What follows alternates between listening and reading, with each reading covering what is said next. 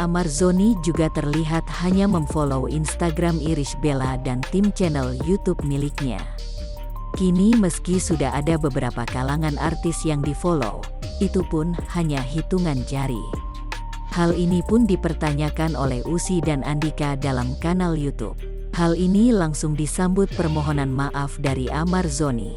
Tidak hanya Andika, Deddy Corbuzier sempat menghubungi kedua pasangan itu namun baru terbaca baru-baru ini. Amarzoni sendiri mengungkapkan alasan kenapa ia jarang sekali menggunakan media sosial semenjak menikah.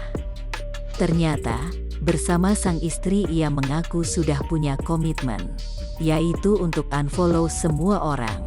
Begitu pula pada Irish Bella yang melakukan tindakan yang sama. Semenjak saat itu, gue udah off bermain Instagram. Bahkan kalau ngepost foto, ada pegang Instagram Irish semuanya, katanya Senin tanggal 22 Maret tahun 2021.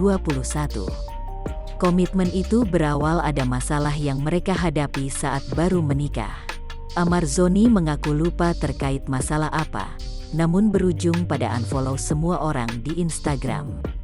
Tidak hanya teman, tapi juga keluarga pada saat itu. Amarzoni sendiri mengatakan lebih senang berteman di dunia nyata ketimbang virtual. Tidak hanya Instagram, chat lewat aplikasi WhatsApp pun ia cenderung tidak membalas dan lebih suka lewat telepon.